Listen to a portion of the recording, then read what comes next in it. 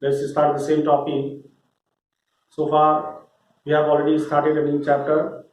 So far in this chapter, we have learned about need of transport system, about circulatory system, and then we have learned about uh, the different organs that forms the circulatory system. We have learned that it includes the blood vessels, blood, and together with heart forms the circulatory system. And after that, we learned about the blood first, and then after blood, uh, in the blood particularly, we learned about composition of the blood as plasma and different types of blood cells, RBC, WBC, platelets. We differentiated RBC, WBC, and platelets. And then now comes the next topic. And one more, I think RBC also we have completed. The points which were there are in RBC. We learned about deficient but efficient, and then after that we learned about in RBC we learned about hemoglobin, oxyhemoglobin, carboxyhemoglobin, carboaminohemoglobin. All these terms we have already completed. Now we'll move on to the next topic. Okay, a few more terms are left in the topic RBC that we are going to discuss today, and then we'll start WBC, and we'll learn about different types of WBC and their function, the terms related to WBC. So let's start today's class. Now student, under the same topic, that is RBC, we forgot to learn about RBC count. RBC count in normal adult, particularly in male, is about 5 million per cubic millimeter, and then again in adult female it is 4.5 million per cubic millimeter. So this RBC count may be asked, so learn it. It is there in the book also. And then after that, if suppose this WBC count is increased abnormally, then the person will be suffering from the disease called polycythemia. And if it decreases, okay, if it decreases from the normal what you call count, then the person may suffer from the disease called erythropenia. So these are the points which were left in the previous topic RBC. Now today we will start another topic, that is WBC. In WBC, first we learn about the terms like phagocytosis, then after that diapediasis. Phagocytosis, most of the time we are asking about this term, diabetes, phagocytosis. It has been already asked in the examination. So we know that WBC fight against the germs. Question arises, how do they fight against the germs? What they do is that whenever they come in contact with the germs, they engulf the germs and makes the body free from germs. The process by which WBC engulf the germs is what we call phagocytosis. Once again, the process by which WBC engulf the germs is called phagocytosis. And then after that, another term comes diapediasis.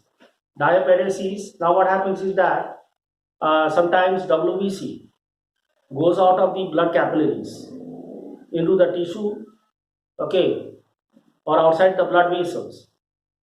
This oozing off, this process of going out of the blood capillaries, okay, of WBC is what we call diapediasis.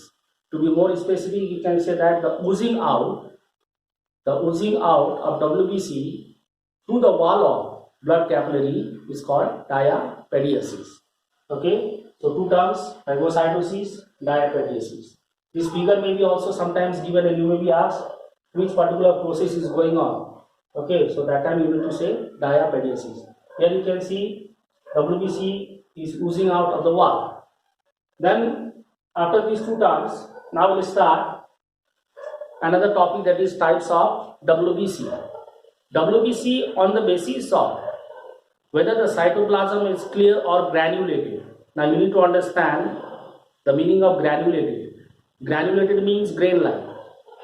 If cytoplasm is not clear, if it is with the grain-like structure called granules, okay, then that type of WBC is called granulocytes. So granulocytes are those WBC which are with granulated cytoplasm, whose cytoplasm is not clear. Means not granulocytes, granulated. Granulated means those WBC whose cytoplasm is clear without any granules. Okay, so sometimes you may be asked to differentiate between granulocytes and agranulocytes. Okay, so this point we can include. Okay, granulocytes are those WBC which are with granulated cytoplasm, and agranulocytes are those WBC which are with which are without granules. Okay, whose cytoplasm is clear. Then after that comes in, again these granulocytes are of three types. The first one is neutrophils, then comes eosinophils, then comes basophils. They are mostly differentiated on the basis of the number of lobes present in their nucleus. Okay, folds, lobes. The number of lobes present in their nucleus, and then again on the basis of the dye, the coloring material which is used to stain them. Okay, on these two bases they have been categorized into three different groups. First one comes neutrophils. Neutrophils are usually 3 to 4 lobed. Their nucleus is 3 to 4 lobed.